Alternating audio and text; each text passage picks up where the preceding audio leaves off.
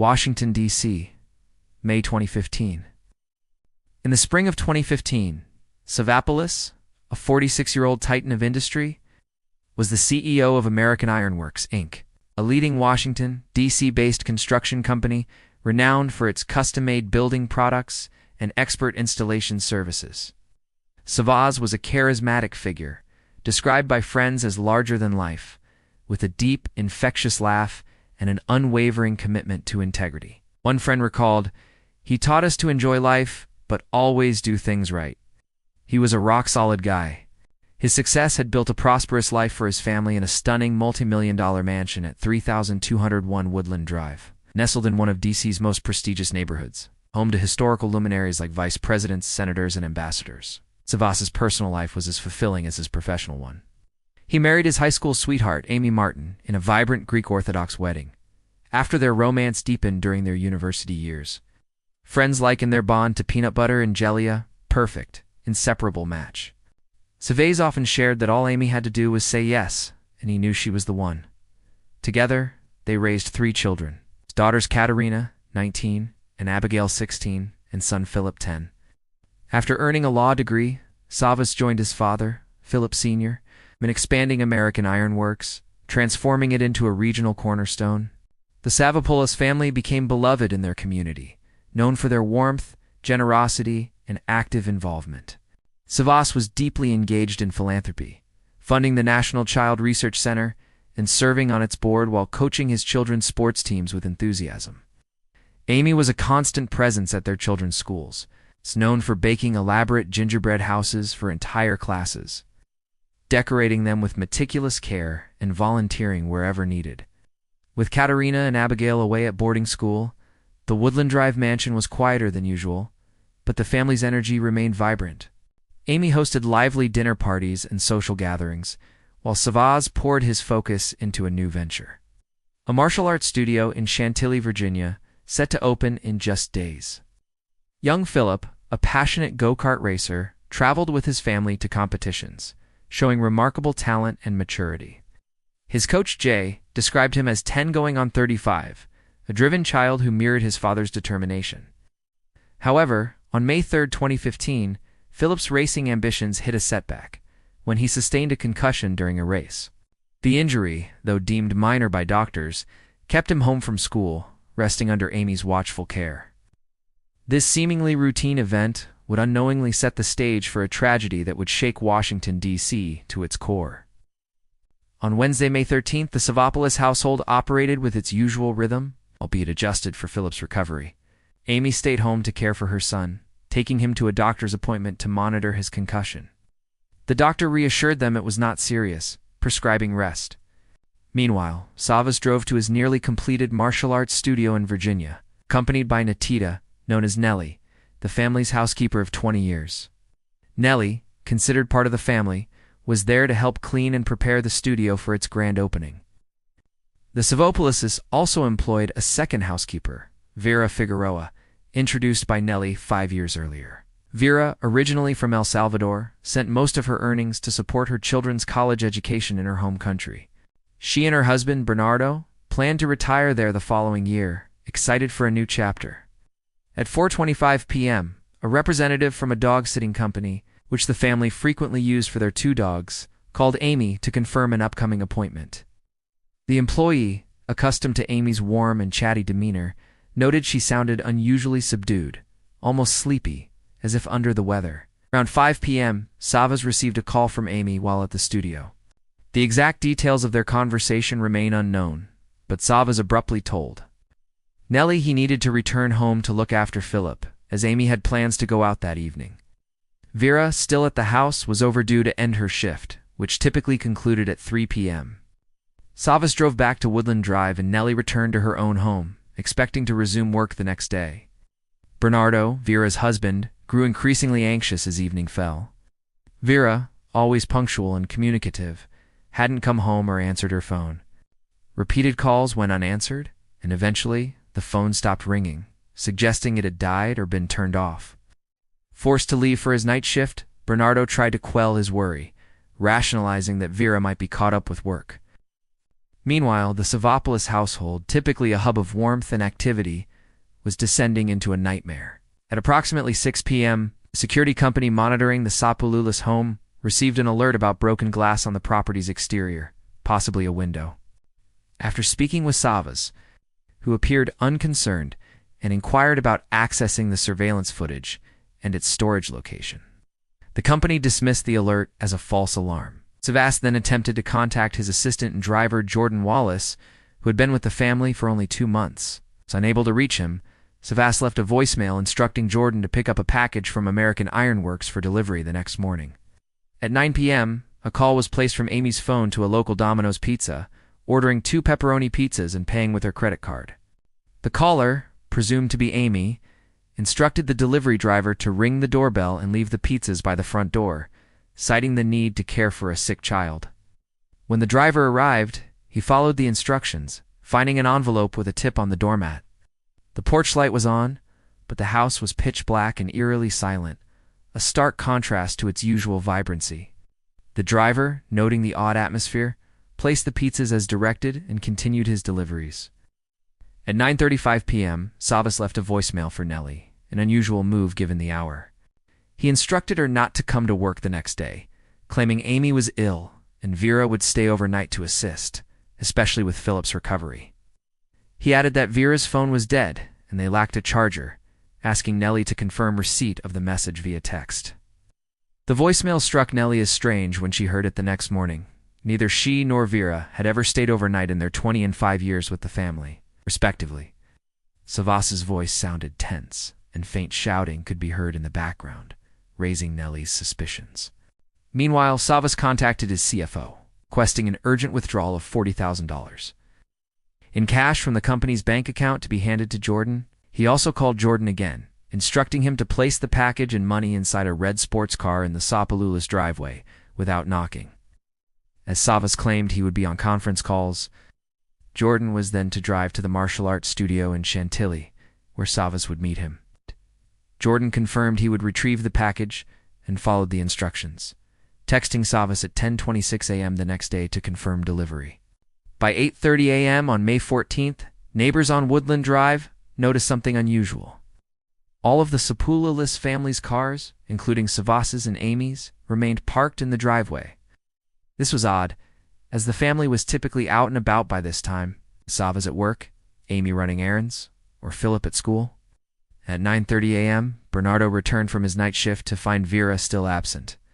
His concern escalated to panic, and he drove to 3201 Woodland Drive to check on her. Around the same time, Nellie received a text from Amy's phone, reinforcing Savas's voicemail that she should not come to work. Listening to the voicemail, Nellie was alarmed by Savas's flustered tone and the audible shouting in the background. Having known the family for 2 decades, she sensed something was terribly wrong. She tried calling Amy, but received no answer, so she sent a text expressing hope that everything was okay. There was no reply. At the house, Bernardo banged on the door and rang the doorbell repeatedly. He heard muffled sounds, shuffling, murmuring, the family's dogs barking, what sounded like a chair being dragged across the floor. Suddenly his phone rang. It was Savas apologizing profusely for not contacting him earlier. Savas claimed Amy was ill, and Vera had accompanied her to the hospital, explaining her absence.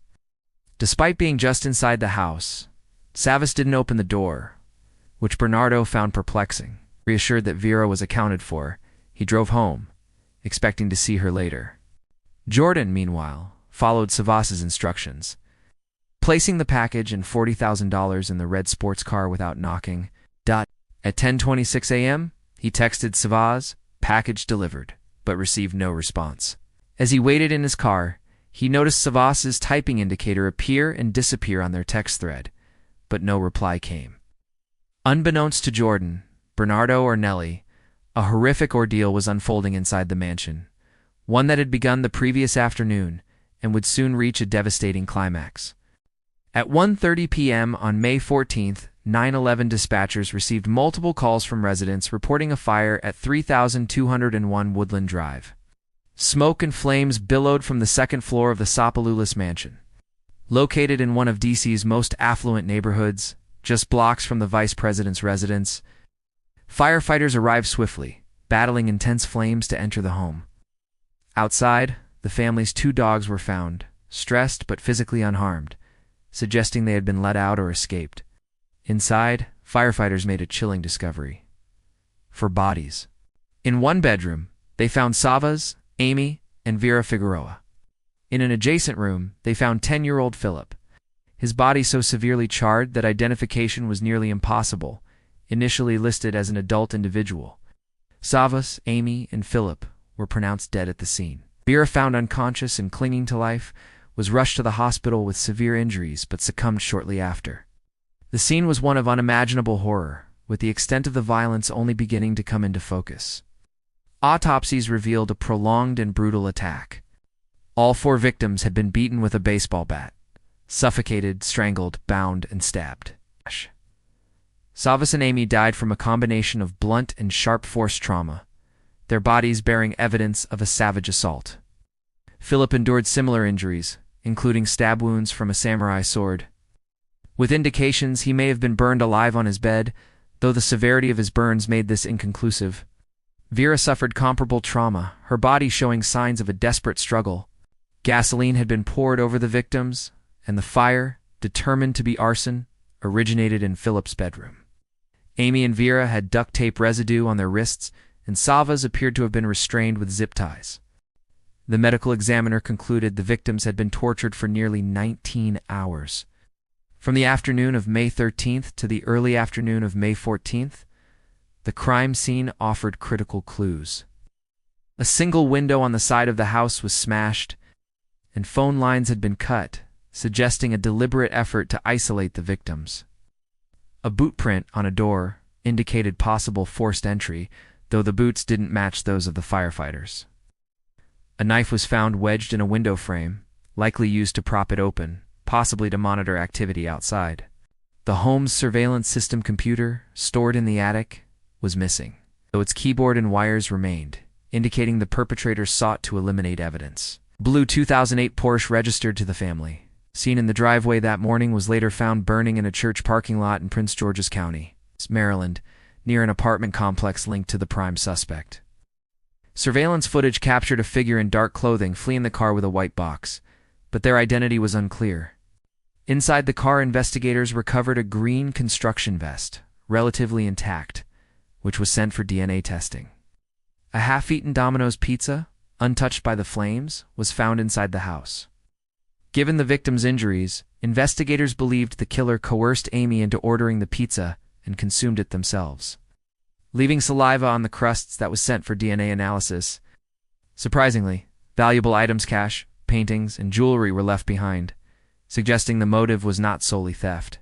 A neighbor reported seeing a middle-aged black man with dreadlocks entering the family's garage around noon, about 90 minutes before the fire, without apparent force, as if the door was opened for him.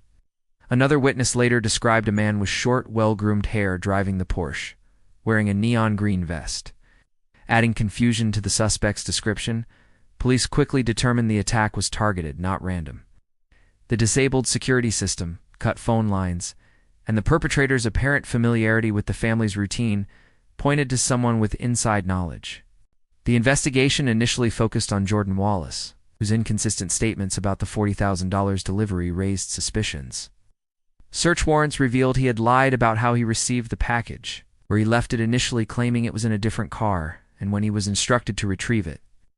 Jordan admitted to taking a photo of the money and sending it to a friend, later deleting it, claiming he panicked and feared losing his job for being unprofessional.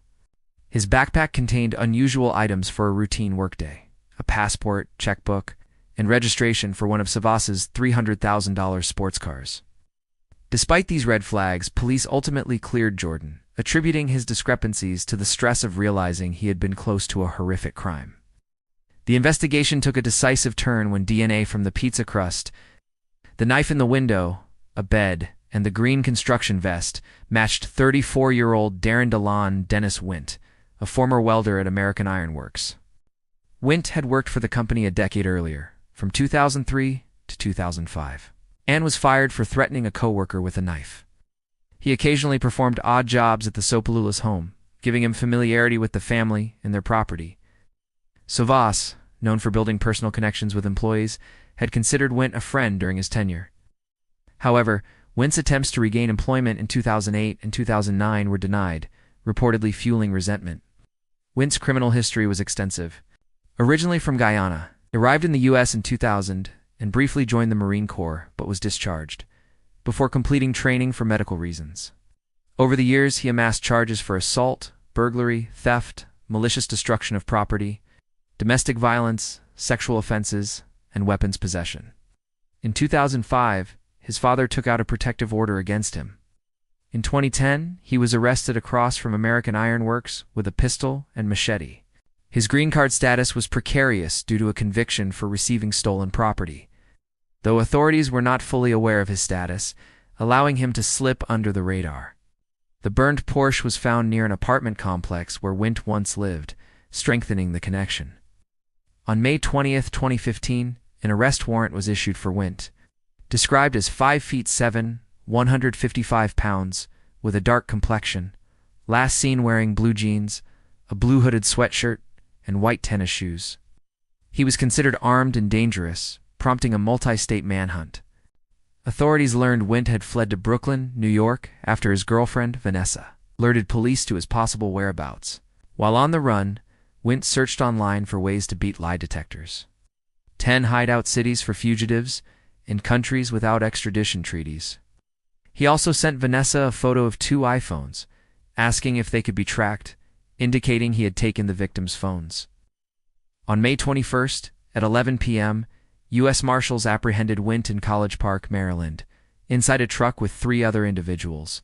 Scattered $100 bills, part of the $40,000 ransom, were found in the vehicle. Wint had taken a taxi from D.C. to New York and back, attempting to evade capture after seeing his name and face on the news. His girlfriend's tip and the relentless work of the Metropolitan Police Department, ATF, Secret Service, and NYPD led to his arrest. In October 2018, Wint's 7-week trial began in Washington, D.C., with prosecutors arguing the murders were driven by greed and revenge. Wint pleaded not guilty, claiming his brothers, Daryl and Stefan, planned and executed the crime, with Jordan Wallace as an accomplice. His defense attorney, Robin Ficker, dismissed the DNA evidence, arguing it was junk science and bizarrely claiming Wint didn't eat pizza despite his DNA on the crust. The defense suggested the green vest's unidentified DNA implicated others and pointed to Jordan's inconsistent statements and alleged connection to Wint through a shared apartment complex where Jordan's father once lived. They also claimed the $40,000 delivery involved only 2 bundles of cash in Jordan's photo, not for suggesting foul play. Prosecutors countered with overwhelming evidence: Wint's DNA on multiple items, his history with American Iron Works, and his escalating criminal record. Witnesses, including Jordan, testified against Wint. Jordan admitted to photographing the money out of shock, saying, "My job is crazy," but denied involvement. Police cleared him, noting his inconsistencies were likely due to stress. Wint's stepmother testified that he was absent for 36 hours during the crime, unusual for the 2 months he lived with her.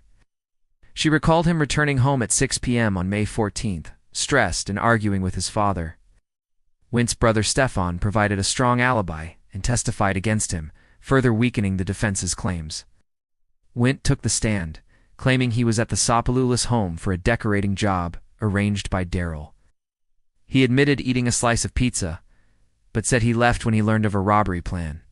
Prosecutors dismissed this as implausible, noting the DNA evidence placed him at the heart of the crime. The green vest's unidentified DNA was attributed to common use by multiple people, not necessarily accomplices, and no matches were found to Jordan or Wint's brothers. A neighbor's testimony about seeing a man with short hair driving the Porsche was questioned, as it conflicted with Wint's dreadlocks, but police believed the witness may have seen the wrong car or misremembered details. Amy's father, James Martin, testified in an emotional start to the trial, describing the family's love and loss. A pet boarding company employee recounted the 3:14 p.m. call to Amy on May 13th, noting her sleepy demeanor, likely because she was already being held hostage. A neighbor testified to seeing Amy walking near Calvert and Cleveland streets around 3:25 p.m., dressed in a knee-length skirt, flat shoes, and carrying a leather bag, appearing deep in thought. The defense used surveillance footage from earlier that day, showing Amy in a different outfit, to question the neighbor's reliability. But prosecutors argued it didn't negate the timeline of captivity. On October 25, 2018, Wint was convicted on 20 charges, including first-degree murder, kidnapping, burglary, extortion, arson, and theft. The jury rejected the defense's claims, finding the evidence DNA Wint's history with Savas and his actions post-crime overwhelming. In February 2019, he was sentenced to 4 consecutive life sentences without parole. The judge described the crime as senseless, noting Wint showed no remorse and still viewed himself as a victim. Prosecution emphasized that Wint had obtained the $40,000, but still chose to murder the victims, including a 10-year-old boy, in a barbaric manner. Wint appealed in December 2020. But the D.C. Court of Appeals upheld his conviction in 2022, denying a new trial. The Savopoulos home was demolished in 2017, replaced by a new mansion. The case remains one of Washington, D.C.'s most shocking crimes, etched in the city's memory as a brutal and senseless act. Questions linger. Could Wint have restrained and tortured for people alone for 19 hours? Who was the man seen driving the Porsche, described as having short hair? Was the witness mistaken about the car or the driver? Why were valuable items left behind if money was the motive? For some, the evidence Wint's DNA, his familiarity with the family, his violent history, and his actions post-crime point solely to him. Others speculate about accomplices, though no one else has been charged. The community gathered at St. Sophia Greek Orthodox Cathedral for the funeral of Savas. Amy and Phillip, where mourners celebrated their love, generosity, and commitment to charity. Vera's body was returned to El Salvador for burial, leaving her husband Bernardo and their children devastated. Katerina and Abigail, the surviving daughters, shared heartfelt tributes on social media. Katerina wrote to Savas, "You will always be my hero and role model. Thank you for teaching me courage and loyalty. Love you to the moon and back, Bubba." To Amy, she said, "In a while, crocodile. Thank you for being the best mom I could have asked for." To Phillip, she wrote, "Would do anything to see that smile again." The tributes captured the profound loss felt by the sisters, who were away at boarding school during the tragedy. For Katerina, Abigail, Bernardo, Nellie, Jordan, and the broader community, the pain and unanswered questions persist. The 19-hour ordeal, marked by torture, fear, and loss, remains a haunting chapter. The Savopoulos family's legacy of kindness and community endures, but the scars of May 2015 linger, a reminder of a tragedy that shattered a vibrant household and left a city searching for answers. If this story touches your soul, subscribe to our YouTube channel to learn the truth about more real crime stories. Till then, stay vigilant and stay sharp.